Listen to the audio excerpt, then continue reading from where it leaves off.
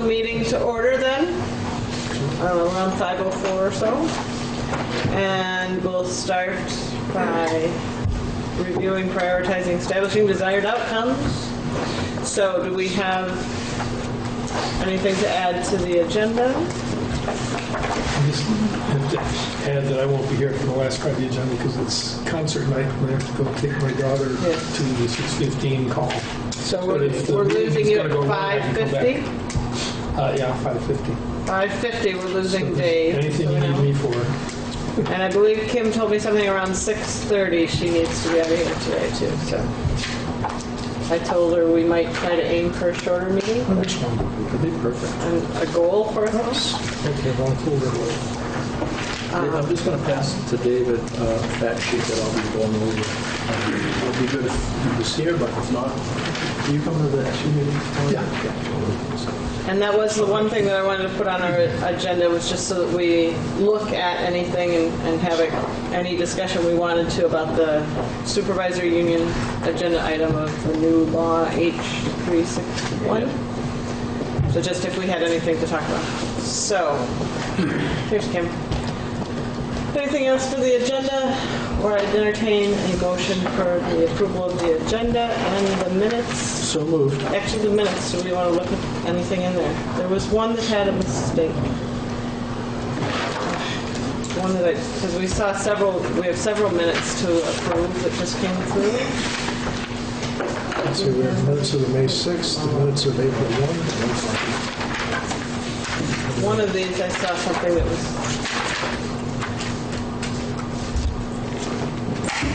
Let's see that one. This was April 1st. I think it's April 1st. It was the one that... And do you have any of these special meetings? What, did we find that special one? There was some discussion. Which one? There was the ones for during school vacation week where we met for like 10 minutes to approve. I'll find them. I thought that I sent them, but I'll send them all. I'll resend No, I them. mean, you sent them in. Kim says she has it. I thought that I had. I'll resend them. All right, so Mark, you're off the hook. I'm all set. Pages and stuff. This is it. Jane, on the April 1st minutes, under Academy, it says he said they're having a fundraiser for an Academy student with cancer. It was an Academy father of a student, not actually an Academy student. That was it. So that would be the minutes from April 1st to be approved, and the minutes from May 6th to be approved. The other minutes will be forthcoming.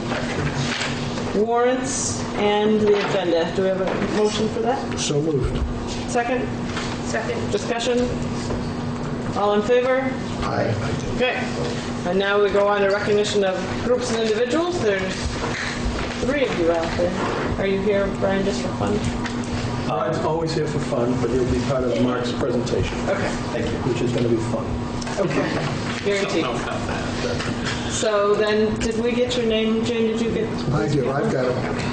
So recognize you folks. Lola and Brian and Stephen K. Brooks. So we're from Clark Canal Community Association. I'm secretary. Lola is treasurer. We had come to a previous meeting with a preliminary proposal that our organization wants to buy a piece of playground equipment. We felt that the board was favorable, wanted us to speak with Deb Gass to make sure that she was on board. Turns out that she's very enthusiastically supportive of what we want to do. I've got a picture of the equipment that we've unfortunately only made 2. Oh, that's Sure. We'll share. Thank you.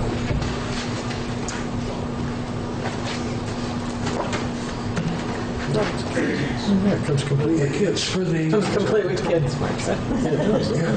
And I guess in case anybody doesn't know the spot we're talking about, it's where the basketball court is, but next to the basketball court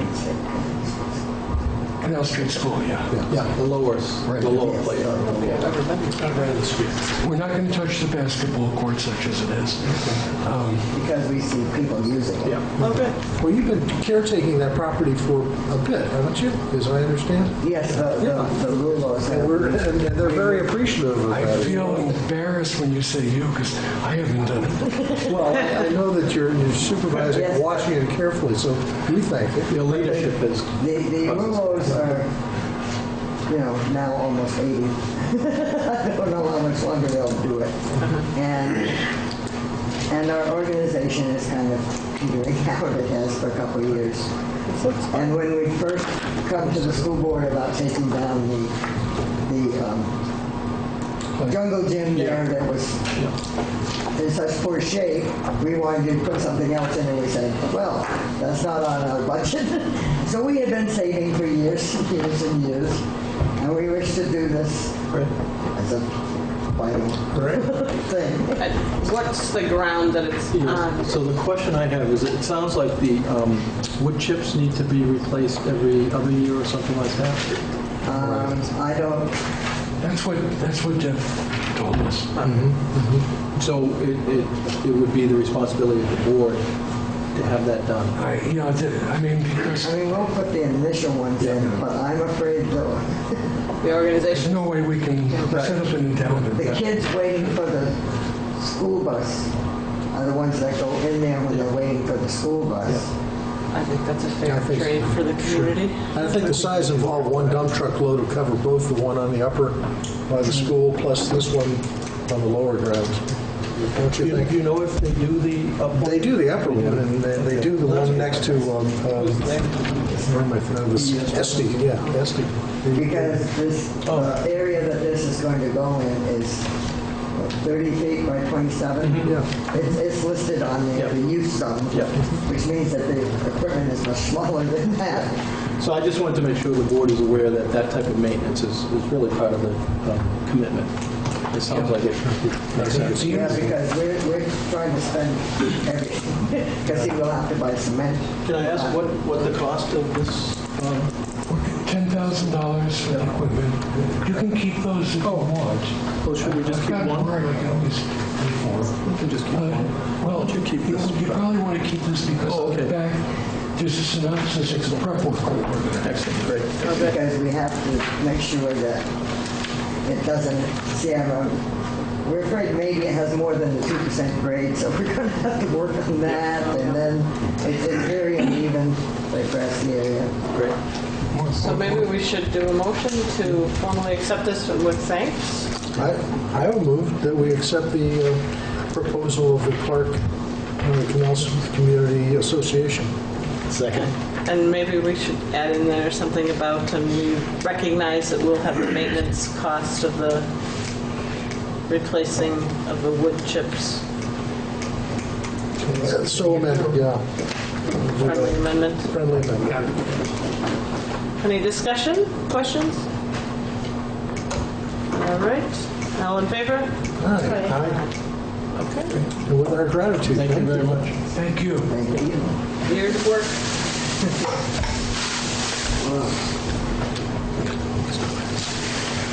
All right, then I guess we're on to administrative reports. Good luck. Mark first. Sure. Let's start by presenting a name for hire. At the last meeting, shared with you that Deborah Rustwick is moving on. So we've been advertising for a new sixth grade teacher, and happy to present to you tonight a teacher by the name of Mary Kaufman. Currently works at Vernon Elementary School, and she's interested in joining us in a sixth grade position next school year.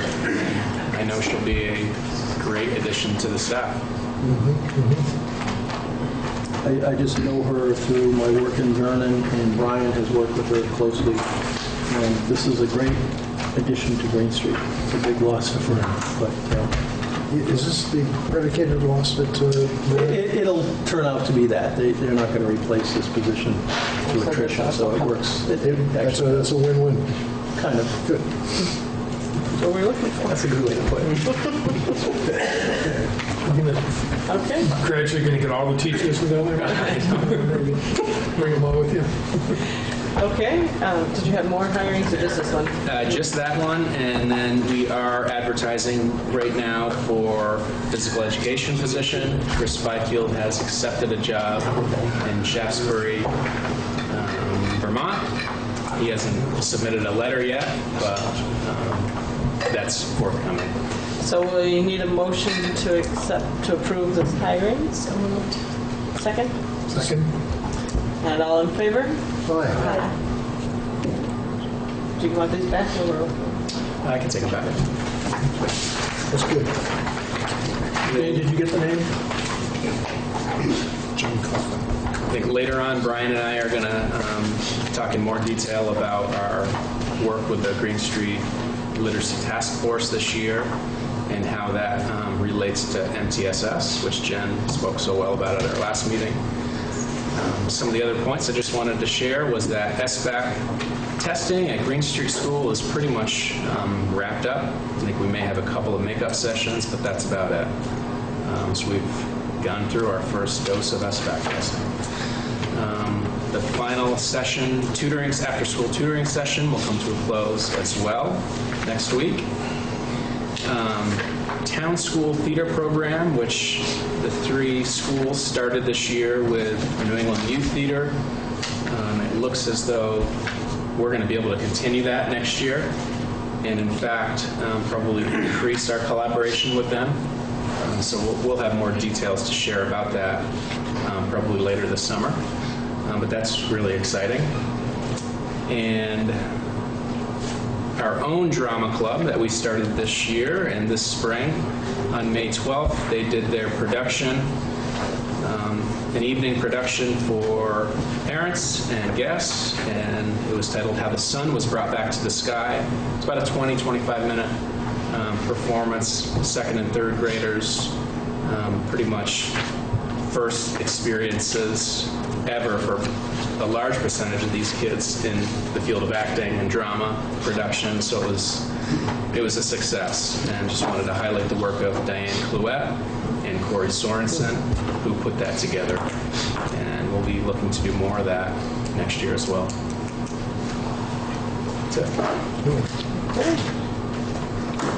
Okay, so I also have a candidate that's at forward. Passes over. Brian has another copy as well. As Tom Yonder, he has applied for our special education position, grades 4 through 6, replacing John Sessions' position. Tom is currently an employee at BAMS, and he's also a parent of 2 students in our school. You can see by his recommendation letters that he came with good recommendation letters, but he also, in his interview, really showed an understanding of MPSS and also of just supports for students with disabilities. So I'd like to recommend him for our special ed 4 through 6 position. So is he doing the same thing as what he did at BAMS, or not really? He's a special educator at BAMS. My understanding is he's on a 1-year contract, replacing a person who had left. But working more, I think he works more at the middle school with students with different diagnoses, like more ED diagnosis, emotional disturbance, and he'd be more, we do more mainstream than regular special ed. So it's a special ed thing. It's a special ed position, yeah. And so the special ed positions are paid for out of the whole, Right over time. this one? Right. It's a parent. But the other ones are paid out of the Oh, so yeah, so it's a teacher. So he is a WSESU employee, but because for hiring practices, he's a WSESU employee because of consolidation, but our practice has been in the last 2 years that we bring it to this school board because of how infrequently the WSASU school board meets and making sure that your recommendation falls through to theirs. So it'll come before the WSESU board tomorrow? No, your This is approval it. will be fine. But it is a teaching position? It is a teacher's position. And so it's paid out of the WSESU That's correct. Consolidation, yeah. Right, That makes yes, it's sense. not our budget specifically. Yeah. No. Just trying to keep things straight. Okay, so moved. Second. All in favor? Aye. And I know we're going to look at our school action plans, so I'll save that for later. But I wanted to report that we have finished our SBAC testing. We're done. Went pretty well. There's a couple glitches here and there, but we learned from them, and the kids did an amazing job, and the teachers really, it took the whole community to really make it happen, but it was great. And we did the SBAC store, and we had popsicles at the end of the day, and music, and Aaron Villamizer came and played music, and it was just, we really focused on it being a celebratory thing that was positive about perseverance and motivation and hard work. So we're finished with that, and as of today, I believe we are finished with the kneecap science for 4th grade. But there might be some makeups with that. And I would like to have you put on your calendar, if you would, this Friday from 4 to 6, if you are available. It's our annual Oak Grove picnic. I'd like to publicly thank Kelly Dias and Laura Haskins and Greg Frost, others too from the committee, but they have gone above and beyond to make this really community celebration and get parents involved. And Greg has gotten us hamburgers and hot dogs donated, and Pete Lynch from the fire department is going to come and loan us his big grill. I mean, it's just this really great thing. And there's a bouncy house slide if y'all are interested in that. That's available too. Cotton candy. No tornadoes. Yeah, make sure that there are no waters. No water spouts no. up. So please, if you can stop by, it's a great experience. It's really about Oak Grove community. So 4 to 6 this Friday. They'll feed us before the lacrosse game. Oh, Deb's here. Yeah. I think that's it for Oak Grove.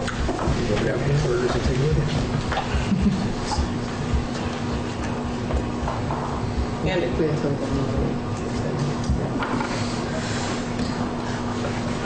Well, it's a busy time of year.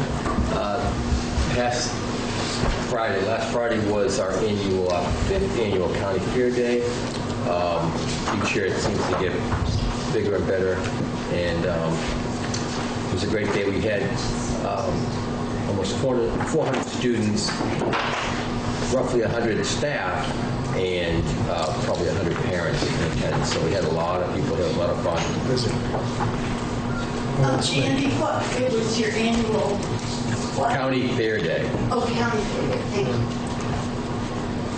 On June 11th. You skipped the highlight. Yeah, I heard there was quite a highlight. Andy. Oh, there were lots of highlights. We had a circus, What in particular? funhouse mirrors, all kinds of fun Did you things. guys all see him in the paper kissing the snake? Yes, I know, it's Snake, this night? Kissed the snake. And I have to say there was Kissed a the snake. collective of kind of. Had the snake eaten before you kissed it? I made sure the snake was well fed. Okay, just check. And well held. Oh, you have a picture here. I think there's snake charmer curse associated with it. Yes, Ooh, it's a snake site. that's more than a snake. I said, It was a you've boa often been known constrictor. as a snake charmer for board members. And now it's the real thing. Is that, wait a minute, is that alluding to us as snake? No. There's One of the Mixing kings of metaphor. England kissed a snake when he was at war in France or something, and it almost cost him his throne. I don't know, Andy, I will say I preferred the cow. There's a bias, professional bias. There is, but I was a little repulsed by the snake. Oh, he hasn't done a snake. yet. No, Next year. Next year could be a pig.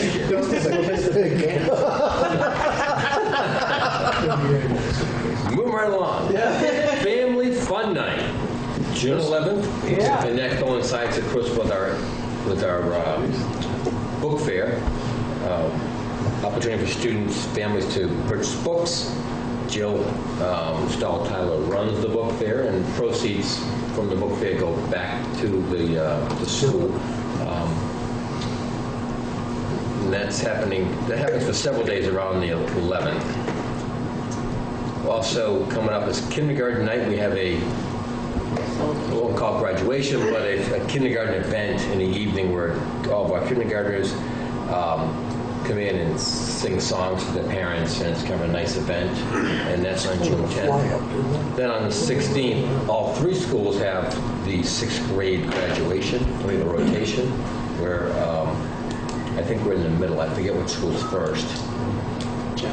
I'm always 5:45. 5:45. You guys found the So other side. if you want, you can, if you time it well, you can make all three that evening. On June the 11th. No, June 16th is the graduation. this family fun night. Also, we finished our SBAC. I'm sorry, no, we're almost finished our SBAC. We have 2 more days of 6th grade math, and we'll end that this week. So, because the students use technology, use devices to actually take SBAC, we rotate grade by grade, so we can share the devices and headphones. So it's been an interesting management challenge to have 240 students take SBAC on a Chromebook, but we're pretty much done. So been a good learning experience. But the technology, for the most part, has worked. A couple of minor glitches, but it's worked. The infrastructure in the building is such now that we can actually handle these high volumes. That was actually my question for all of you. Was it sufficient for Green Street and Oak Grove too? We made it work. We'll be in a better position next year for sure. But it worked out just fine. And was there any initial thoughts from teachers or students on it that would be something we'd want to know? I heard comments from my own daughter, but I had no idea if that was representative of the students or not. Well, it's funny because when I ask students what, you get a multitude of responses from, oh, this was super easy to it was super difficult. It was a lot of fun to I hated it. So. Seems about right. Yeah, it really is student dependent. But that's typical of the kneecap when they took that too. Yeah, it's really, I think the novelty of doing it on a computer wears off real fast. Yeah. And it still comes down to you're taking an assessment and you're occupied for an hour and 30 minutes, whatever.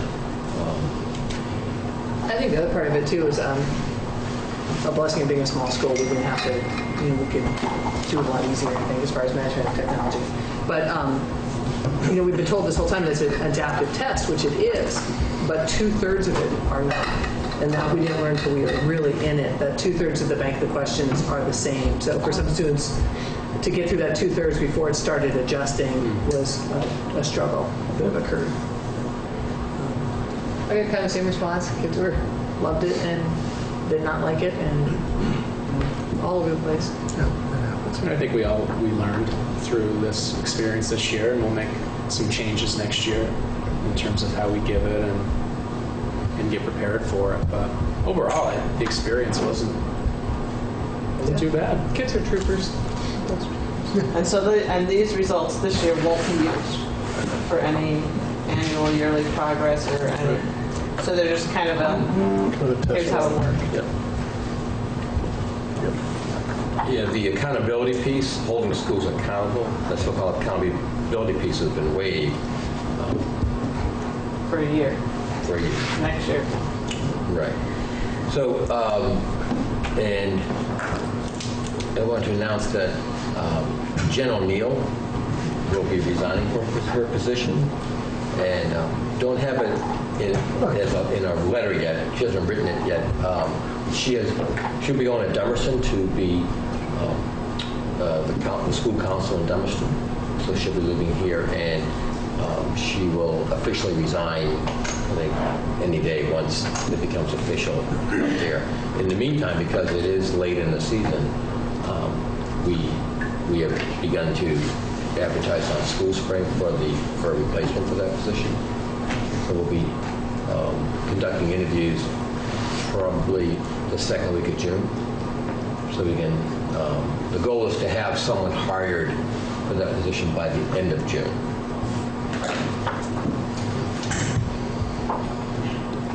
And also Greg Stoller, who was he's our behavior person in our STEP program, will be with us next year at halftime. The other half, he's going to be a district coach for behavior.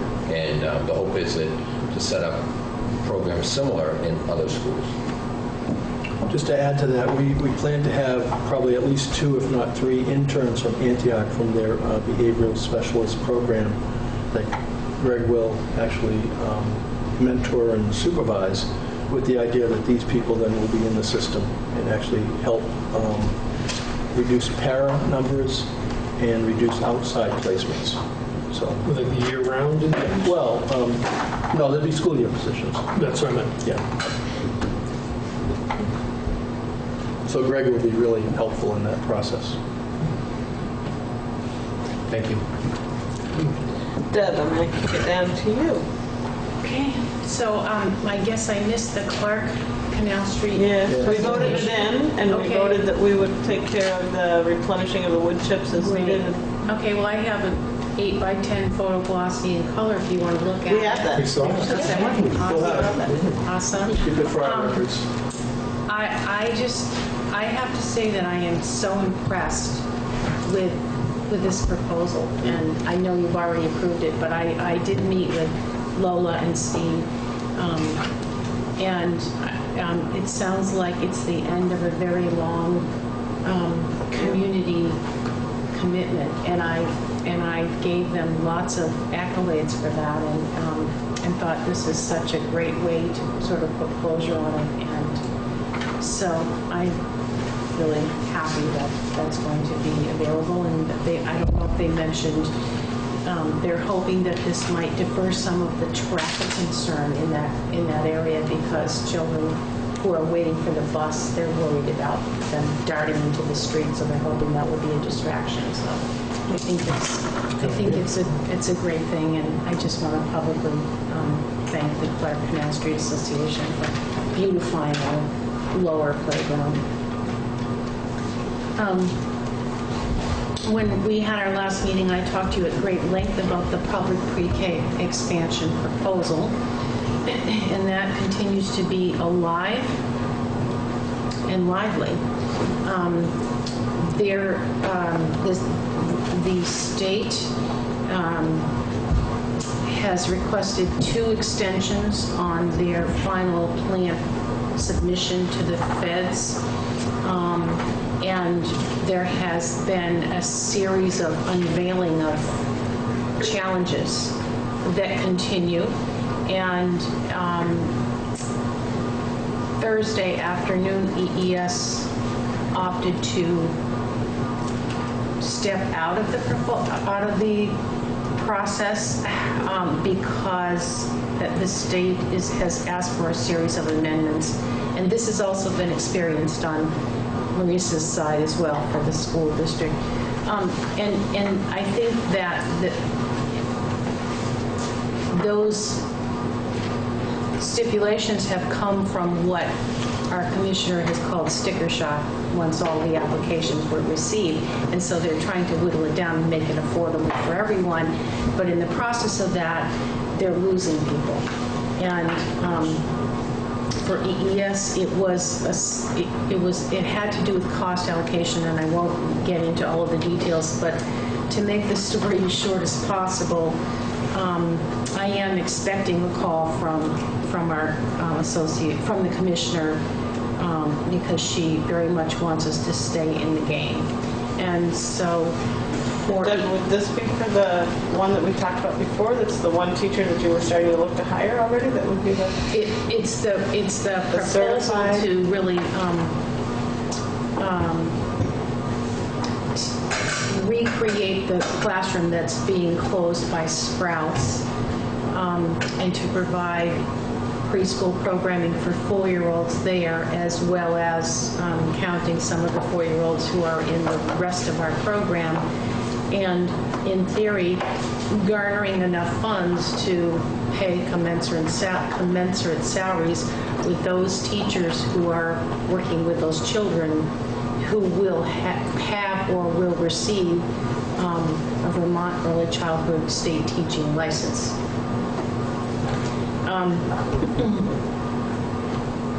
Because Head Start has to cost allocate, which is a little bit different than what the schools have to do. For instance, at Canal Street, we do need to charge a prorated share of operational costs to this grant.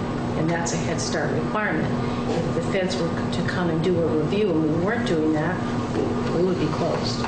And so that's something that's sort of out of the realm of the Department of Education's approach to things. So that's caused some consternation, and lots of programs are considering and have in some cases dropped out of the process. So at this point we're in limbo. And I had a conversation about an hour ago with Marisa, our special ed director, to continue our conversations and maybe to see this as an opportunity for doing some increased collaboration in the next few years to come. So at this point, as I say, we're in limbo. I'm hopeful that we can come to some general sense of understanding and agreement with the state and be able to access and leverage these funds in a way that will improve what we do and expand services. But it has to be cost effective, and we have to have enough money to do what it is they want us to do, and that's the rub at this point. I'll let Kim talk about policy council when we get to that. We did an in-service staff training. Let's see, now 2 weeks ago, 2 Fridays ago, with our continuing service series of teaming and working with different personalities and temperaments, and being able to help ultimately to convey that knowledge onto our parents and our children, to for parents to understand and support their children, and for children to understand each other better. And the focus of the day with Janine Fitzgerald, who was our consultant, was about effective communication and being able to recognize what our individual communication needs and strengths are, and then being able to understand that of those that we work with and come up with some improved strategies for communication. Our class of 15 students that included some partners in the community finished their communication in the workplace college course at CCB, and that was taught by Maureen Young, our child development manager. We look forward to a fall class that will be curriculum-based, again, a 3-credit college course for our employees.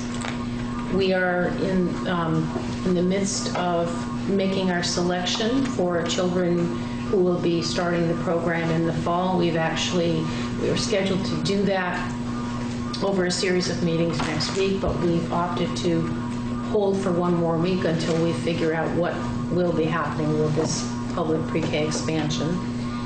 And then finally, there are some transportation services that are provided through the Child Development Division for children with specialized needs that are currently being provided by Meeting Waters YMCA, and some of our children access that service. And Meeting Waters has rendered their termination of that contract effective, I think, in a week or 2, which puts this community a bit in the lurch without having services through the summer for those children who are attending year-round programming.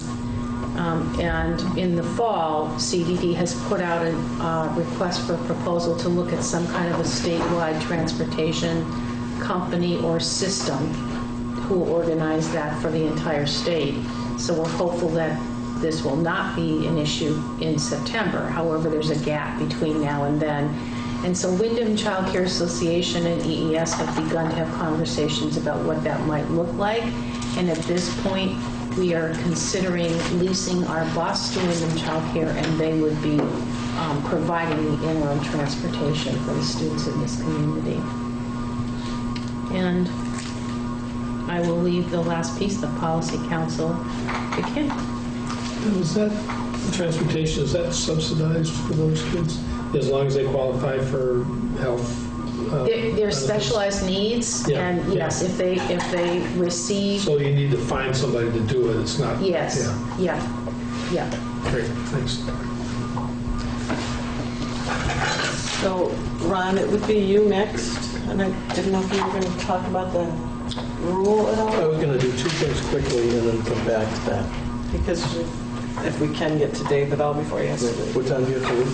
10.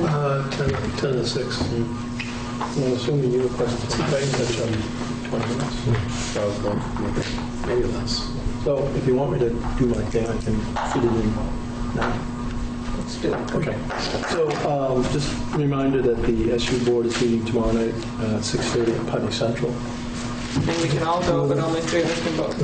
So who's planning to attend? Great. You're not going to go, huh? Okay. So I think you just recently saw Jen's communication that she is leaving the district. Mark said he's not I accepting. can't accept that. No. And after 11 years in the WSESU, working at BAM's Academy, and most recently at Oak Grove, we are really going to miss Jen a lot. And she's done great service. for It's our like we've district. watched you mature over the last 11 years. Now you're bailing out of this. It's a scale, so yeah. Thank you. So, yeah, we reluctantly, with great regret, wish her well. We wish her well. Reluctantly, with great regret, I guess we need a motion to let her go. Unhappily moved. Unhappily moved. I will equally unhappily second. And just as a point of discussion, I sent Jen a nice email today, and I said I never remember exactly all of it, but just my own personal note of dissatisfaction with her decision, but also that I think it's a loss for us, but understand if she wants to go on. But it's been a joy to work with you. Thank you. Thank you very much. I love my time here. Appreciate it. That's right. People have a habit of coming back to the district. Okay, good to know. We will make sure next time. So I guess we have to vote. All in favor? Regrettably, yes. Yes. All right. Thank you. So what I'd be proposing is that we do a posting for the Oak Grove principal position, and one of the things that I feel really strongly about is the leadership standards that really are quite tied to the principalship. And I just pulled up the Vermont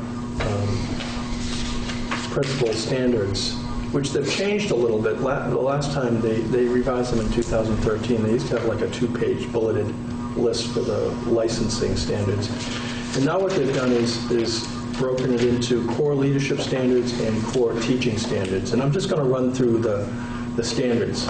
Under core leadership, vision, mission, and goals, teaching and learning, managing organization systems and safety, collaboration with families and stakeholders, ethics and integrity, and understanding the educational systems approach. And under core teaching standards, the learner and the learning, content knowledge and skills, instructional practice, and professional responsibilities. So in many cases, the principal doesn't necessarily, not in the classroom, working with the content skills, but it's very clear with our principals and our administrators that they are very vested in the content knowledge. In fact, the program development, as you're going to see with Mark and as you've heard from Jen, multi-tiered system of support is evidence of that. So it's really important that we always have an outstanding educational leader in these principal positions. And then again, it's another tribute to Jen's leadership because she's done a remarkable job really transforming Oak Grove. So, I'd be advocating that, some people might think, well, we have an opportunity here now to save some money and consolidate things. If you're going to do that, you'll be looking for a superintendent too. And that might be a good package deal that we can do. But I feel strongly that, a school like Oak Grove really needs a full-time administrator. In years past, when Canal Street operated as a K-2 school, 3 grades, we had Larry Alper that was at Oak Grove, and he could manage those 3 classrooms or those 3 grades. And that was actually just 3 classrooms. pretty effectively. When Bob Neubauer was at Green Street and there was the Walnut Street School, which was St. Michael's, he had a 5th and a 6th grade class over there, and he could manage that. But the notion of anything other than having a full-time principal there, I feel very strongly about it. So if anybody has other things to say, please step in. He's pointing to me because I called Ron earlier and said, just when Jen said that it makes me very sad to see Jen leave, but that I'm constantly aware of the budget, and we've talked before of trying to balance the desire to keep all the quality and the desire of the staff and to keep the budget down, and the budget is mainly people. And so whenever someone leaves, to look hard and see if that position can be done in any other way. That was my conversation with Ron, and he was not so eloquent right on the spot, but now he's even more eloquent about why he wants to continue with that as a specific position as a principal. So I said I warned him that I would speak up again. The budget, I understand what he's saying, and obviously that's an opinion that knows much more than me. Well, I think you're at least broaching the subject was a pragmatic approach to a possibility. And I also endorse Ron's contention that that school still needs a principal to carry on some of the good works and programs that have been developed by Jen. So. And I appreciate the heads up that Jill gave me today, because if I was caught off guard tonight, my response would be the same thing, but with a little less Well prepared. Yeah, well prepared. And of course, I didn't know about Jen O'Neill and the vice principal, and give me daggers with his look too. And it's the same question always. And I know. I said this to Ron. I said it in public, but I know there's not people sitting around here twiddling their thumbs. It's just the people that are in the building. I'm in and out of these buildings. I know that nobody is sitting here trying to do bad work or doing bad work. It's just not that. But it's a question always for me, and I do feel that's kind of the role that we are in as board, to ask on the part of the community always, what is there a possibility here for any cost savings when someone leaves? So I put it out there. That's all. Before the meeting earlier today, and before me, Mark and I were talking, it was an ongoing conversation, and I presented some of this to the board over time. The difficulty and complexity of the job, of all jobs in education, but particularly this conversation as the principal. It's not like it used to be. It was never an easy job, and first principalship. I think Jen was in 3rd grade. But, You said you're not that old, Andy.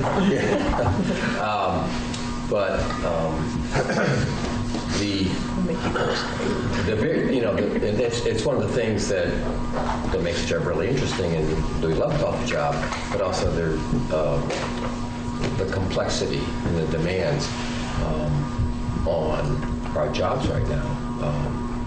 And I think it's even more demanding and more challenging in a community like Brattleboro because of the diverse population. And the changes. We serve and very well students whose parents are middle class and have high expectations. We've been bringing students back from private school, and we also, have a poverty rate of around 60-something% in the most needy children and families and all those needs. It's a really demanding job that requires staffing, requires a principal in every building.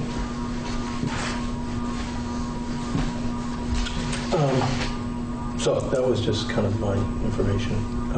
We'll post this. I think we'll have a closing date of probably around June 15th. I'll start organizing a search committee, ask the board members representation. I'll keep you included on that. So the June 15th, and you're going to start looking for the vice principal. It's already done. Started that process. Yeah. And that one doesn't take out a board member and the whole thing, right? That's basically you guys that do that. A board member would be welcome if you wanted to join that search committee. I just was wondering the process, because some of us haven't been a part of that process. I mean, Todd wasn't here when we were doing the search for Mark before the rest of us. I think, well, Kim, you were on when we did Mark. Very Tail end. So it is a process that involves community and parents and the school board, and there's... Yeah, it's a good learning experience. Do we have Days of interviews. Is there board? There's board representation. Yeah.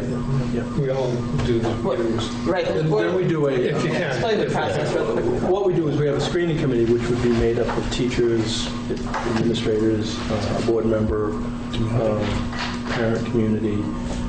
They do the initial screening, and then when we get to the final candidates, we have kind of focus forums, which will have a group of teachers, the whole board, parents, community members.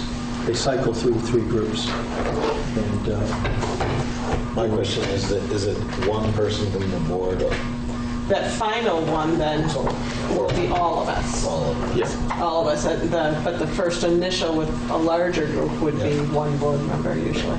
I'm interested in that. Cool. Good. Great. Mark can speak to the experience recently and how grueling or Pretty not. intense. Yeah. Yeah. He got through it. Yeah. So then, just to be clear, that process Jill just described was for the principal? Yeah. The assistant principal is different. It's much more streamlined. Doesn't involve all the subcommittees. More like a regular teacher position. Correct. Although, too, Todd, when we did for the instrumental music, we did have a committee that did the interview, and we had a board member, and we had other teachers from other schools involved with it too. So it was a That's larger. really district-wide. So there is processes. So I'll keep you informed. All right, yeah. So What a good concept. So this 2-page document just kind of highlights the changing in educational funding and educational governance. I think I handed it out. Run back. So I'm just going to look at the highlights, preferred structure. This is where they're talking about a pre-K to 12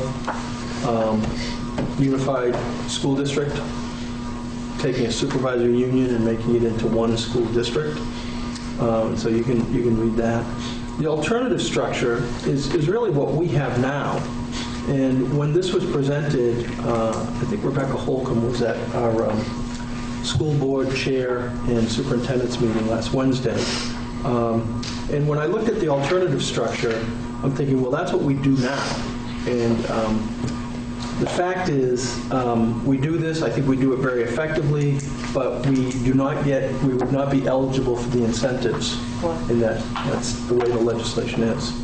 So if you look down to incentives towards the bottom of the first page, the incentives to merge governance, enhanced incentives for accelerated activity, an SU forming into an SD, a school district, per the preferred model. So if you go back up to that preferred model, you'll see that.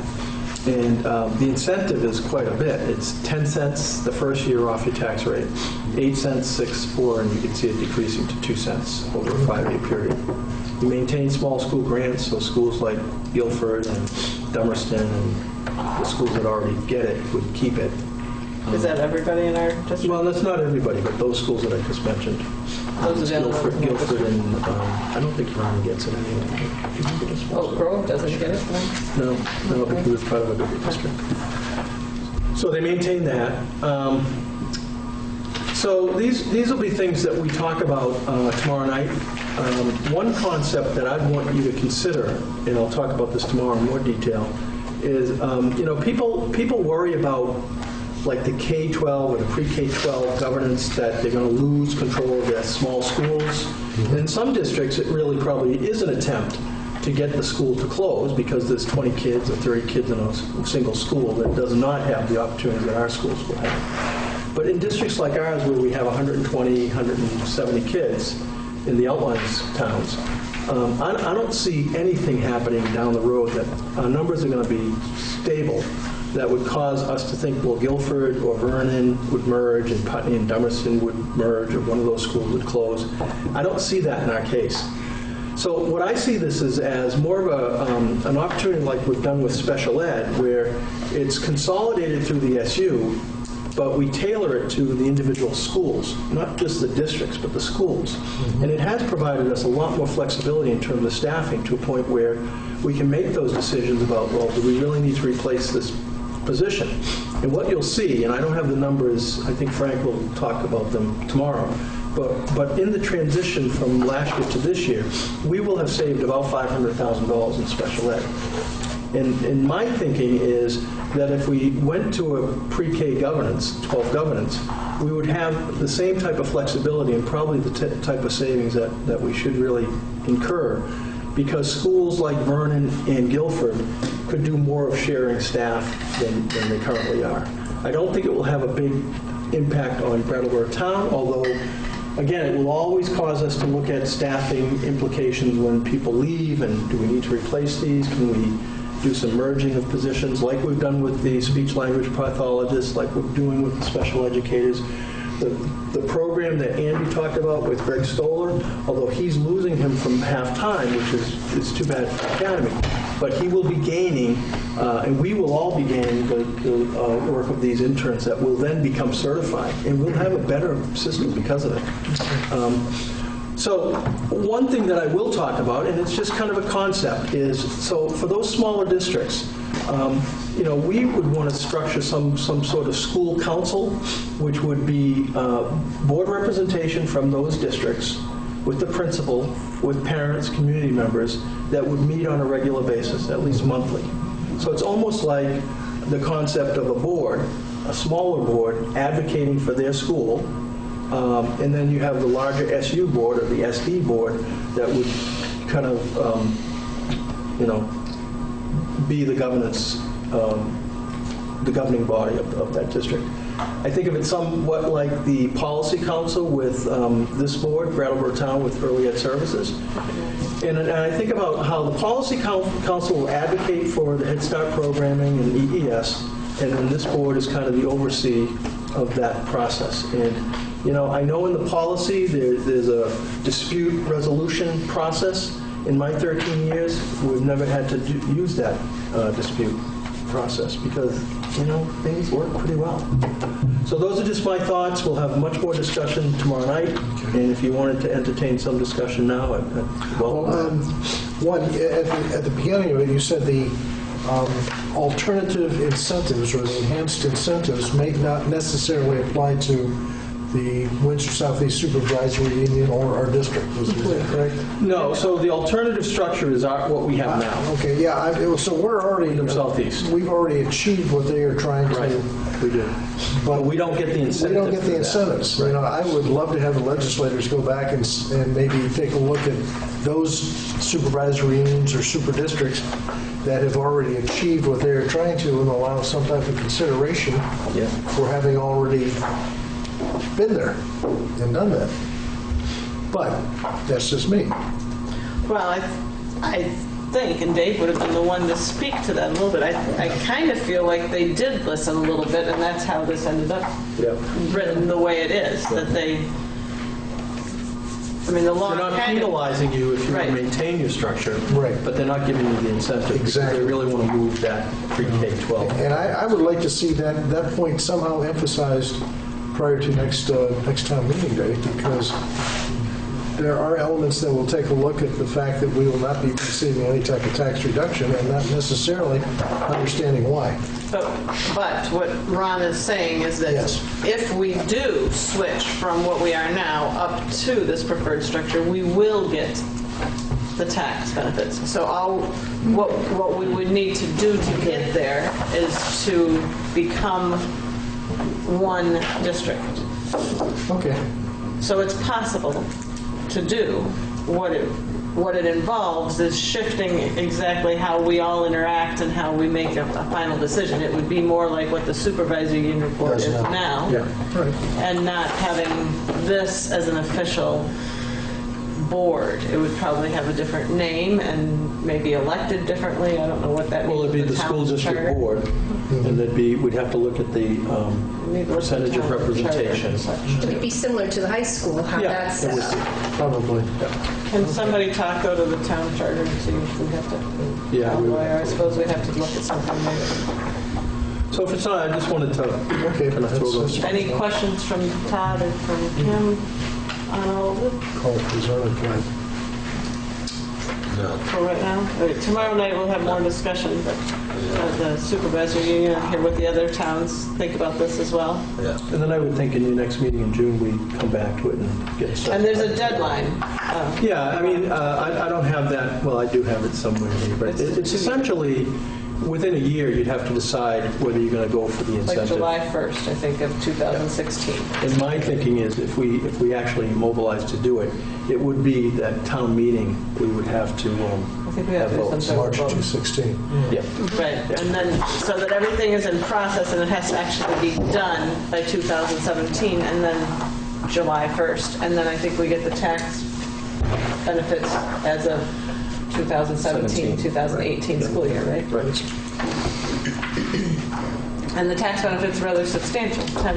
It is, it's not And then the shabby. next year's 8, and the next year's 6, 4, 2. Combined with savings that we would want to be able to identify through that consolidation. So kind of doing what you thought about, but in a macro way. That's a good thing. Yeah. Well, and I should say, I did have a quick conversation with Frank, and copied Ron here a little bit ago, saying when I saw Vernon's school budget having a hard time being passed, they're on round 3, right? And I said, is there anything we can do to help? Is there any way of interacting somehow that helps our budget, helps Vernon's school budget? And I guess you guys kind of did it in a roundabout fashion. Yeah, But the one of the things that was pointed out quickly was that because the person in Vernon, for example, we can't nicely share staff because of the way we're set up right now. Because it isn't that way, and there's a lot of things in the contract that make that more complex. Under the special ed. So that, well, right, because the special ed is on the supervisor union basis. So if we do go to this type of a system, that sort of sharing becomes easier, although the contract is going to have to be looked at and There's to some see how we make it all work possible out. economies that can be. So I personally thought this was kind of exciting. I guess I'd use the word exciting. I do too. I Okay. really don't think it's going to hurt any of our smaller districts. No, I don't think it's scary. At first when they were talking about it, I thought it was scary, but I don't find it. I wonder how that will affect the grantee relationship with Head Start, because technically Brattleboro Town School Board is the grantee, so we might have to do some. Right. We probably have to look at that. So it'd be something that you'd have to investigate through. Oh, we would. Find out, okay. Yeah. Okay. And the good thing is it's, your Head Start is Wyndham County. Right, I think it's a benefit. And there may be something still with that pre-K money that's Right. floating around out there that may work because it's a pre-K to Right. 12 district as well. And That's we can right. clearly say that we have that. Yeah. and we Yeah. Put that in. Even without doing anything else. So, yeah. Maybe EES wants to start opening branches in Putney. Well, we did have a classroom in Putney for years. Putney. But, that'll be another conversation for another day. Okay, so I guess that moves us on to policy or committee reports, policy council. Kim? We just had the meeting last week, and I know that they're still working on Westminster. Deb was talking about.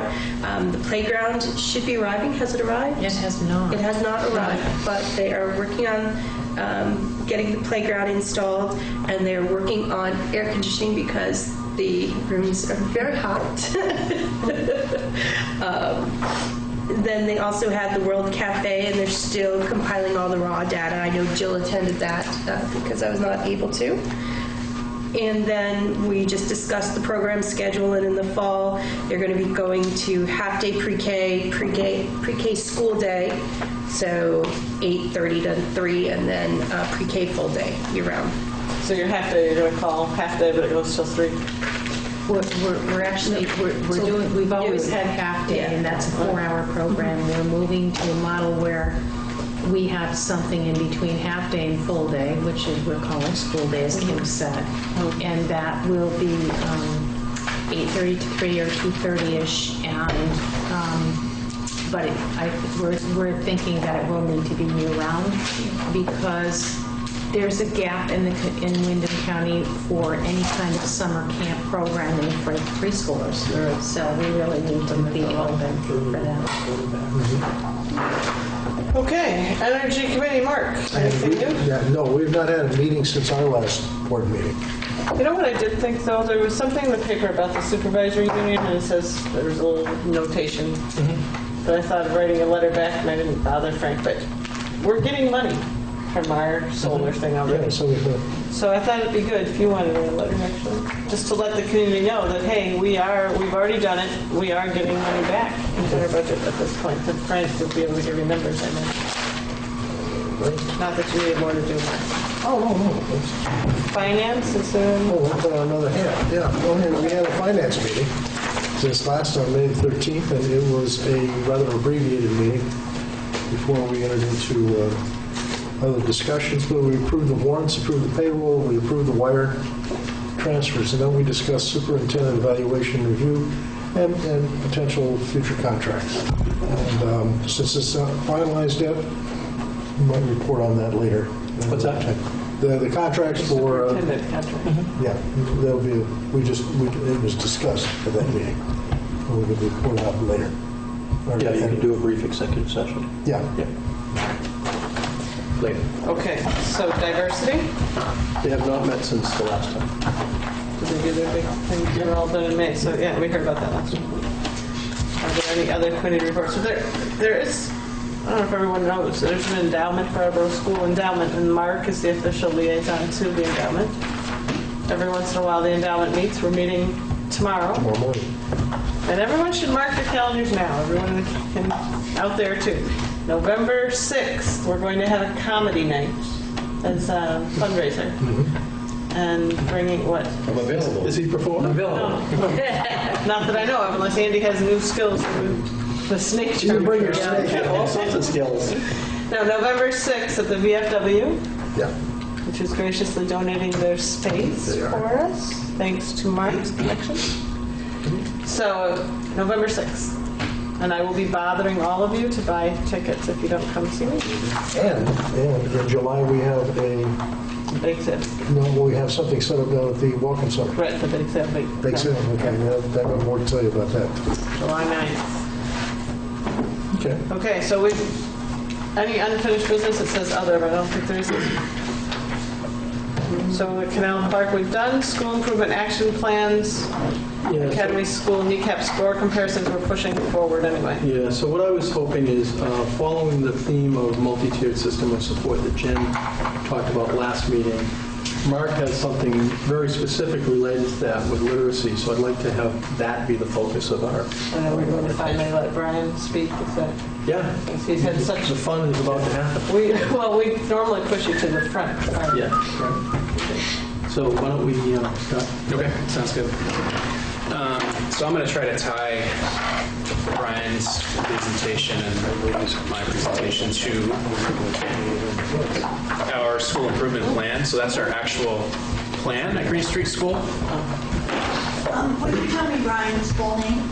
Brian Bittner, Thank you. B-U-E-T-T-N-E-R. Are we going to talk something in PowerPoint? Yes, to me. Yes, got a little presentation for you. So Just we should be moving. And another document, well, I'll talk first, Okay. and then we'll go to the PowerPoint. And then the second document coming around is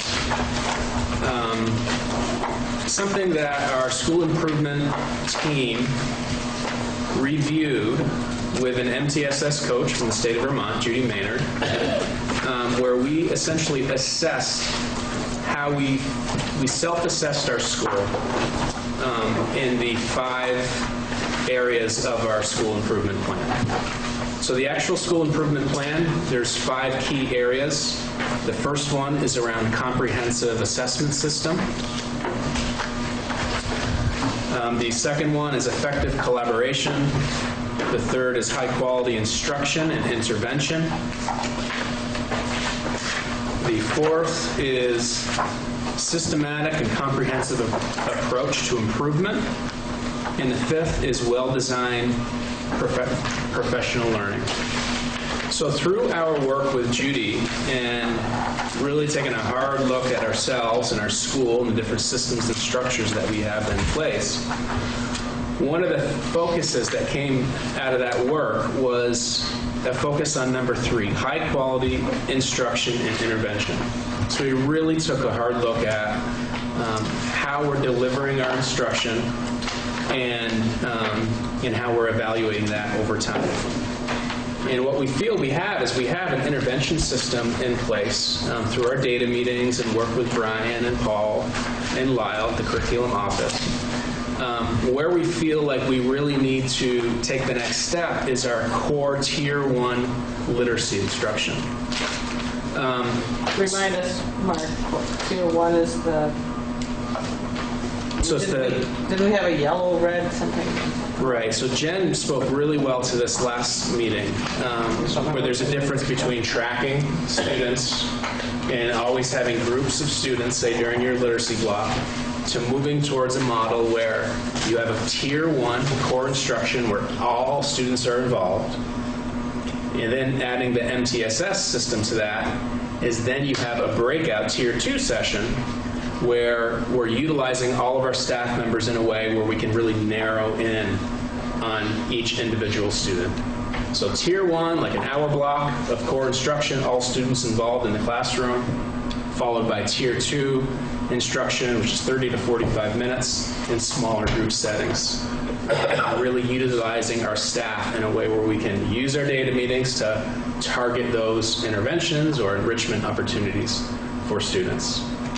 So that's a lot of work, and that's the work Jen has been doing for 5 years at Oak Grove, and that's the work that we're in the midst of right now. So this work led me to form a literacy task force to really take a look at our core programming, and that's where I'll turn it over to Brian, and we can kind of shift over here. And Brian will help talk about the process that we went through together with a group of 9 teachers from Green Street School with representation from K to 6th grade. So it was a very large committee. Did a lot of work and feel like we have some good recommendations to move Green Street School forward starting next school year. So as Mark said, the Literacy Task Force, the process where the representatives from all the grade level teams met throughout the school year to sort of identify areas for what I would call improving the quality of literacy instruction at Green Street School. And through that work, the Literacy Task Force, LTF, we identified Tier 1, or what we call core instruction. That's what we do with all kids, as the primary area of need. As Mark alluded to, we've done a lot of work around assessment, we've done a lot of work around intervention, but really, as you know, we've seen from Academy and from Oak Grove, what we do with all kids is where you get sort of the biggest bang for your buck. So based on that process, the representatives from the Literacy Task Force went to Oak Grove to visit and observe their Tier 1 reading instruction. And as you might know, we're not creating anything really new here. I spent a year and a half with Jen's staff working at Oak Grove doing very similar work. And through that work, we also identified the need for core instruction. Tier 1 programming, and that programming, after reviewing reading approaches, reading programs for, it was like a year and a half, we ended up on a product from Pearson called Reading Street. Is that the only school using Reading Street? Or excuse me? is that the only school using Reading Street? No other school pilot. Yeah, we have other schools who intend to pilot it, but at this point, Oak Grove is the only school using, in the Brattleboro Town Schools, is using Reading Street. Nobody else in the supervisory union. The only other school in the supervisory union with what I would call a core reading program is Dummerston. They use something, Open Court. They've been using that. Well, my daughter's going to graduate from high school this year, and they're using that when she was in kindergarten, so it gives you, it's still good. So based on the Literacy Task Force experience at Oak Grove, we decided to order some samples and look at it, since we felt like we didn't need to go back and review everything that's out there, sort of based on my recommendations and experience of the process doing this already at Oak Grove. We looked at Reading Street, reviewed the materials as a group, and then the representatives reviewed the materials with their grade level teams. At a subsequent meeting, the Literacy Task Force members, we agreed to move forward with the implementation of what we call a comprehensive core reading program. And as Mark mentioned, we are, besides visiting and reviewing the materials, we are also influenced by the work with Judy Maynard, who is the state multi-tiered system support. And RTII is just a reading response to intervention and instruction model. Vermont has some great resources for that. And from the multi-tiered system of support handbook, you can kind of see really the premise of MTSS is that you need to begin with sort of what we call high quality classroom instruction that's informed by research and supported by a standards-based curriculum. Also critical is that the instruction and intervention are linked, and as the statement says, carefully orchestrated across providers from classroom teacher to interventionist. So as Mark said, the MTSS implementation rubric, those are the 5 scores, starting with systematic approach, effective collaboration, high quality instruction, comprehensive assessment system, and professional learning. You can see that the self-assessment out of a scale of 4 ranked their high quality instruction at 2.3. And again, this is just the initial score. We have opportunities to do this when Judy comes back to reflect on our growth over time. And within the high quality, within that one composite score, high quality instruction, the organizational infrastructure one I have circled there, that's the one looking at, do you have systematic instruction in place that's designed to reach all children? And so you can see you can't give yourself a 0. 1's the low score. The Green Street staff that's on the MTSS committee scored that, identified that as an area in need as well. And so sort of next steps for Green Street in this process would be purchase and implement Tier 1 core programming. And also we would need to do some work, some implementation support from Pearson and continued professional development and implementation support from myself, our literacy coach. Here comes the rain. Finally. And just I'd like to say a word about programming, because I've been, and this is my 6th year now, and we haven't spent a lot of time talking about programming, but I really approach this job as like 3 Ps. It's people first, and we've done a lot of work investing in our people through professional development. The people that you have in your building are your most valuable, and as you mentioned, expensive resource.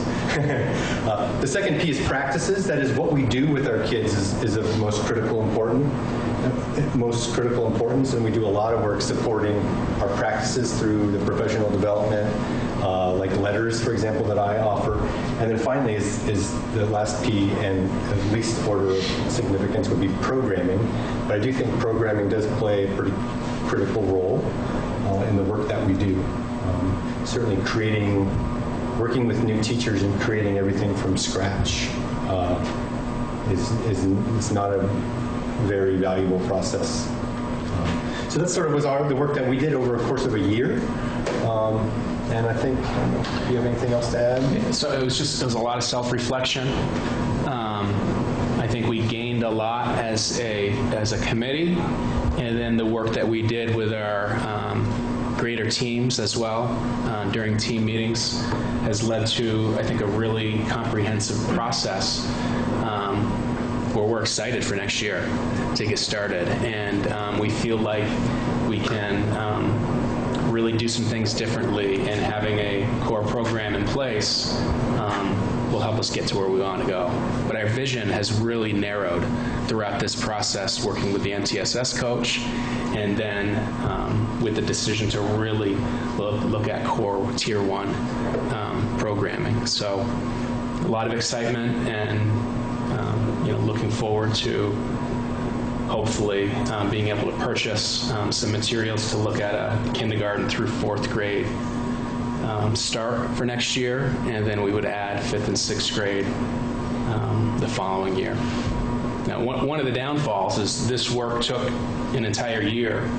In preparing the budget in September and October, this was not on my radar. This is what has developed over time. And it's a substantial chunk, if I remember from Oak Grove. Yeah, it's a significant amount of money. So I think in our current budget for next year, we have about $18,000 for programming, which wouldn't really, isn't really enough for how we want to start with this implementation. No, because Jen, what did you spend? Probably double that. That's what I remember. Yeah. It was really significant. It was less Close to. So I've been working with Frank Rucker and talking to Ron about ways to get creative and how can we do this? What can we give up in other areas? Because this is really, we feel, is a critical thing that we need to do moving forward at Green Street. And with that, we've had some personnel turnover, and in that turnover, there's going to be some savings in terms of personnel cost. So what I'm hoping is that the board would support me in using a portion of that to help us get started with a kindergarten through 4th grade or 3rd grade, depending on the final numbers, for an implementation year. And so, Ron, this is, well, first, Mark, this was something you did at Vernon too, this sort of process of looking hard, yeah. And so, right now it's at Oak Grove, and then, Ron, it's going to Green Street, the same reading material. Is it going to other schools? Is there a way to buy more and pay less because we're putting a whole bunch of schools Yeah, we on? have a number of schools that are piloting certain grade levels, and in fact, because of the professional development related to that, we're getting a discount by including the whole SU in that process. So that will be the case when we start larger purchases. At Green Street, we felt like we've done a lot of that pilot work through the LTF this year, and we want to start bigger. We're ready to make a change. So. And I would just say this is more of an FYI in terms of the budgeting. Frank and I are making sure that, so here we can account for the additional money that's not going to overspend the budget. So. And my thought was just always, again, when we look at the supervisory union, if there's some way, again, of being That's why all it's a great program. There's some great results. Brian's very versed with it. So all of the schools that Brian works with, they're getting on board. So I think it's going to really help. So what academy's not using this yet, though? Right? No, that's correct, we're not. Ask a question? Yeah. What does $36,000 get you? Specifically, not generally. Like, Books. Is it just materials, resources, is it trainings, is it? I can speak to that. I think it was actually closer to 30. I mean, so just so you know, and we split it over 2 years. So we did a K-2 pilot and then invested the next. The program comes with readers, like the traditional readers for the kids. They're divided into 5 sections. So there's 5 like basal readers for Those each. stay every year. They stay every year. It initially comes with consumables, like so the writing books and the pieces like that, worksheets like that. But when you purchase the program, and I think this is the biggest piece, you get online access. And so through that access comes the weekly song, the interactive videos. All those consumables are now like what used to be called Blackline Masters. You can now download them and use them. It comes with all the assessment pieces online, accessible through interactive whiteboards and the computer. In the younger grades, you get the big song books that come with and the big size books that come with it. But it's really that technology piece that was huge as part of it. So there's like the workbooks, but one of the things that we found, which we were really pleased, and it comes with professional development as well. One of the things that we're really pleased about it is once you have this investment, you don't have to buy the consumables. So I think that's one of the things that we found with like Investigations, which is our math program K to 5.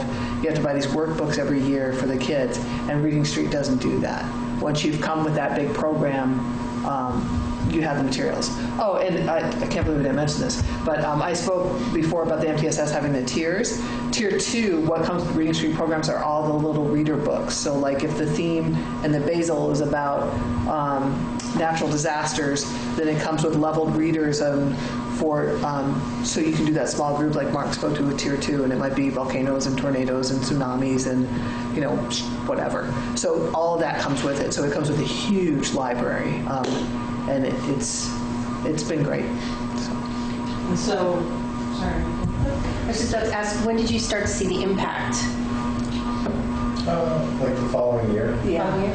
I think the K-2 impact was really about aligning all of those pieces with the scope and sequence, and Brian was hugely instrumental in that. I think over a 6-year period, at Oak Grove, we saw an increase in proficiency from about 55 to 100% proficient, and we had a rollout of foundations, which is our word level, so your traditional phonics program, if you will, our word level reading and spelling program. We had that in place for about 2 years, and then we layered on Reading Street on top of that, and so it's been an evolution of people practices and following up with programming to sort of solidify that and have that what I call year-to-year consistency across grades. So I come back to the same question, not to push on the spot there, Andy, but I guess it is. Why would 2 schools do one and Academy not? Well, I'll give you a couple reasons. I'll start with one you like, money.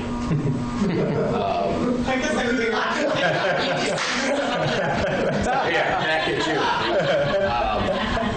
The state chairman has spoken.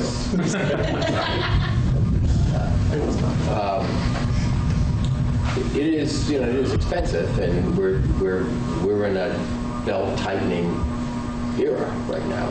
So the cost for Academy School is somewhere just shy of $100,000. But that's one issue. But the schools are in different places. 7 years ago, we had about 46% of our students at Academy reaching proficiency based on a state assessment in reading. That's somewhere in the vicinity of what Mark's addressing right now. So we went a different route 7 or 8 years ago to get up to 80% proficiency on a state assessment, with about 27 to 30% of our kids scoring at the highest level. So we've gone a different route to get to that same place. So if we did a needs analysis or a needs assessment, we're not at the same place that Green Street is at. So there's no sense of urgency for us, and you could say there's a sense of urgency for Green Street. Mm-hmm. So the question still goes back, then if that worked at Academy, Jen, why didn't you just automatically do the same sort of thing in Oak Grove that Andy had done here? Why didn't you take the same programs? It's a lot. It's not. My question goes to sometimes I see this, why do we do, and I'm sure there's an answer. Why do we keep doing kind of what I see as the same thing in different ways? Well, I think when we looked at, and again, different places where Academy was and going through their corrective action and like that, they had adopted, Academy and Green Street both adopted Good Habits, Great Readers as a reading program. And so when Brian and I started this process, that was the first program we looked at. But what we had found, and Brian through his experience at Academy, had found that really didn't fit our needs. And then within that time, it didn't fit our needs because as the teachers were using it, they were finding gaps in it that they didn't want to use. And I don't know if it's used anymore at the 2 schools. And then Common Core. We knew Common Core standards were changing. So we were hesitant and we waited to purchase a program because we wanted to make sure that it was Common Core aligned with all those, the claims, the ELA claims, the English Language Arts claims for the standards. So we waited, and Reading Street is Common Core aligned and does that scaffolding. So I think we've grown with that program. It's been important for us, but it's not the only thing that was happening. So I think even GHGR, I know, is not Common Core aligned. So just within a few short years. Well, it wasn't even on the radar when. Yeah. And he started, the town hall wasn't even being taught about Not in real terms. No, and this program wasn't available then. This program, you know much more about than I do, but in my reading, this program started as a K-3, I think, and in only in recent years has it become a K-6. K-6, yeah. So this program has evolved with the introduction of Common Core. Yeah, I mean, working in all the schools, it's not surprising or concerning that schools would be at a different place or implement sort of differently. And to think or to expect all the town schools to move in the same direction at the same time, it would seem artificial to me and sort of not, from my perspective, not sort of respective of the work that the schools are doing individually. I think from the taxpayer's perspective of not being in the classroom on a regular basis, or even just the parent who just knows Johnny's learning to read, you know, we don't have that perspective and understanding of what goes on in the classroom. We just expect that they're all learning to read, and wouldn't think that, oh, well, you know, one school teaches it one way and one school teaches it another. It just doesn't go through our head. I would say they're teaching it very similarly. It's more similar than it's ever been. Yeah, and I think, again, it goes to those first two Ps, which are the people and the practices. Programming, in my mind, is really secondary or tertiary, as it may be in this case. Well, I think, too, one of the things I think Brian can speak to, too, at Oak Grove is that we're now evolving from the program that we're adding. I spoke to how we're incorporating Main Street with next generation science standards and how we're getting more authentic texts and chapter books and things like that into the classrooms to expand the program to fit as we grow, just like Andy did, you know, a few years ago as Academy grew, and now we're growing with that. And I think that will only serve to help Green Street. And we all have school improvement plans, and each school has to do a good job self-reflecting and setting goals for themselves. And our school improvement plan, as you can see, or as you will see when you look closer at it, it's very comprehensive and it covers many areas. But I would say through our work with Judy Maynard and my experiences with Brian this year, working with Green Street School staff, we have teachers working incredibly hard and to self-reflect and to identify a program to help us come together even more collaboratively and really commit to a Tier 1, Tier 2 MTSS model has been it's been really inspiring, and it's exciting to move forward to actually put it in place and use really good team teaching and professional development and continuation of Brian's work in the classroom, co-teaching with our teachers and helping us develop our literacy program. And Ron, district-wide, or wherever we might end up being in this legislation, the professional development is coming around so that everyone is basically using the same types of ideas, what Brian is talking I about. think what Brian is the principles, as opposed to just the program. This district has come a huge way in 10 years, 8 years, in terms of that. I think about Oak Grove in terms of where they were with whole language and people just going off on their own. And that was the model, you know, in this district, in this SU. And it's dramatically changed when we started to use data. We had the coaches, we had the professional development to support this. It's really well aligned, I think. By the time they get to BAMS, or BUHS for some of the outlying schools, but by the time they get to BAMS, there's, I don't know, do you see everybody coming in on basically the same level? Is that happening yet? Everybody? No, I mean, I think we've raised, you know, the rising tide has sort of lifted all ships. Some have lifted higher than others. You know, I recall getting an email from a 7th grade science teacher, I believe, this year, saying this was the strongest group of students he's ever worked with, you know, in terms of reading, thinking, and writing ability. I mean, it's hard to quantify, you know, especially now that we're moving from NECAP, and we had a nice 7 or 8 years of consistent data, so it'll be interesting to see. I had a name might not mean much to you, but Dr. Louisa Moats, she's sort of like international literacy superstar.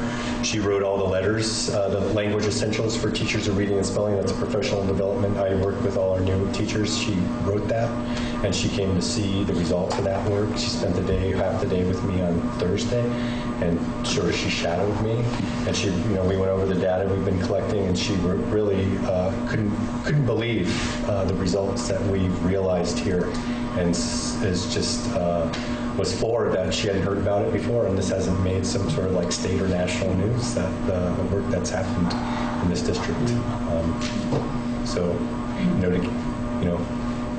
To get feedback like that from somebody like her, she's about as big as you can get in terms of literacy and research. And she just spent a month in Australia lecturing. Got her start here at the Greenwood Institute in Putney. Still has a home in Fairleigh. That's why she came back. But it was just really floored that we were able to do what we've done here in Brattleboro Town Schools. Nice. A lot of great stuff. I think the fact that we're all always reflecting and looking to improve our practice year after year and not just settling on the same thing over and over shows how strong our schools are and our supervisory union is, because that's what you have to do. Things change over time.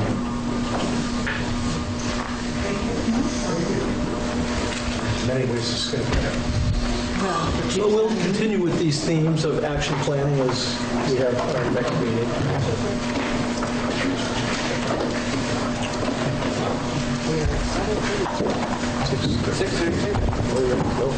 So, that was the last thing on our agenda for tonight. Well, we probably should look at dates. Well, we need to look at the next agendas and yes.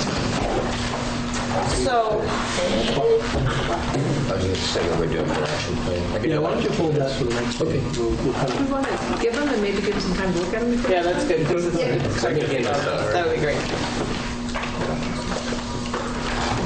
And we already talked, for next agenda, Academy School, item C was not quite ready for tonight, the kneecap score comparisons that we talked about last time. So Andy said we could do that next time. It's got colors. No paper.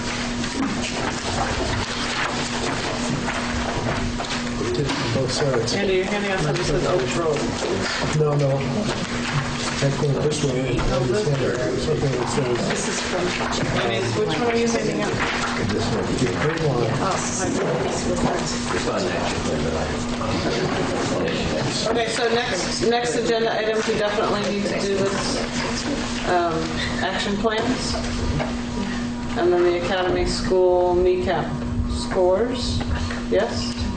Was there anything else, Ron, that you want? No, only to, I don't know if we're going to do it the next meeting. We're meeting June. That's a question. You guys all have your calendar. Right? June 3rd. Yeah. Which is next Wednesday. So June 3rd, people able to do that or not? Yeah, Do you have the policy council all scheduled? Yes. Right? that's Yeah, essentially and we'll have a meal. next week. Oh, so that's the combined meeting? Yes. Right. Excellent. And is there time during that meeting for us to do much else? Did you have some sort of training you wanted us to do? So what we've done in the recent past is 1 hour of the meeting is a policy council meeting, which is an abbreviated meeting, and then the other hour would be your board meeting. And in our 1 hour, we were going to have an enrollment, recruitment, selection, acceptance training that is required for the governance board as well as some of the staff. And so our family services manager will provide that, and basically it gives you an idea of how we select the children that we do to come into the Head Start program. And that won't be a long training. I can imagine that to be about 15 minutes. And then we will just do business as usual. It may be more abbreviated because we just did have a meeting last week. Okay. Shouldn't be that much. Right. So that gives us roughly an hour for a normal meeting. So if we had the action plans and Academy kneecap, that's about all, right? And then after that in June, So the 17th, it looks like you don't meet. I think the 17th we shouldn't meet. Kim and I can't be there for sure. Okay. So do we need So what I would suggest is if we can look at July 15th as a tentative, that would be a July meeting, and then August 19th. And you could kind of confirm those next meetings. So July 15th, it might be a time more where we actually dig into the action plans and do the goal setting and that sort of stuff, like we've done typically in the summer. And then- What's everybody's schedule look like July 15th? I can do July 15th. I can do July 15th. That would be like most of an afternoon typically. Yeah, I mean, sometimes we do it like an early afternoon, maybe lunch, and then, Yeah, last year I squashed the lunch, but I won't. Oh, you did? I did, but we don't need to squash it. I don't know. I just said we just I squashed it. hey, I'll see brown about- bag lunch. I'll see about getting it on. What's that? I'll see about getting it. Yeah, and you can let us know, and then we can arrange the schedule based on your people's availability. So that would be one date. And the August 19th, you guys were okay or not? That I don't know. I don't know if I can make that. And that might be in the evening. What about you folks over here? Don't have any summer vacations planned as of yet, so. It's late, Mark. Get on I it. know. August 19th is fine. July 15th, I wouldn't be available. You're not available on July 15th? Correct. So are you available on one side or the other of that, or are you gone all of July? To be honest, I'm pretty much gone the entire month of July. I'm on the 4th leave for 2 weeks, and then come back for a couple of days and go away for a week. So I'd like all of the principals to be here for the. So is there a date that you're back at all? We don't have to necessarily meet on Wednesday. Are we going to do the planning and looking at the action plans on both of these, or just one? We usually take a couple meetings to do it.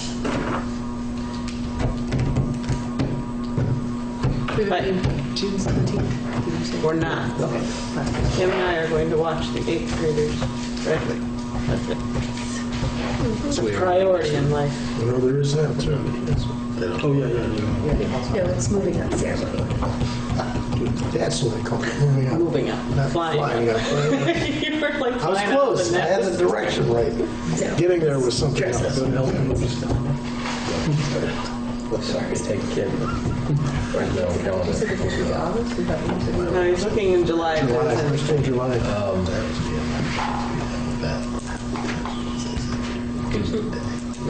Could do the, looks like the 17th of July. July?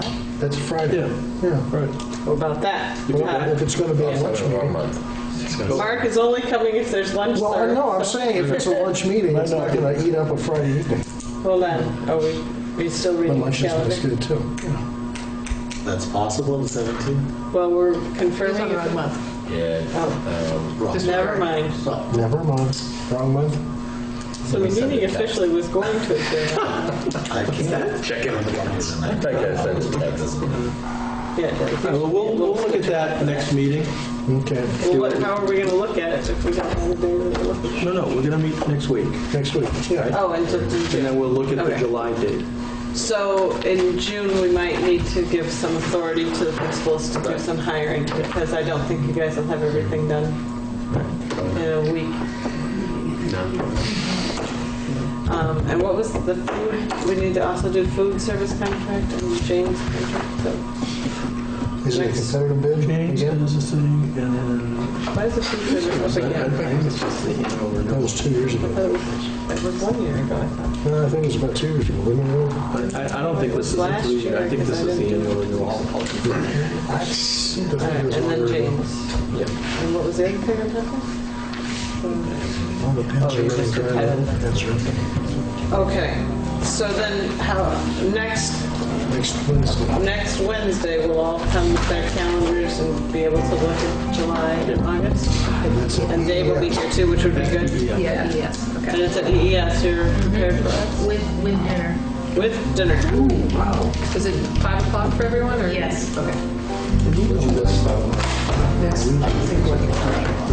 So before we adjourn, we need to go into, now I just learned this, let's see if I word it right, right? We have to go into executive session for personnel matter that is necessary. So it'll be brief, so administrators can know anything. And the camera can go off. And then when we come back, all we're going to do is adjourn, but whatever you want.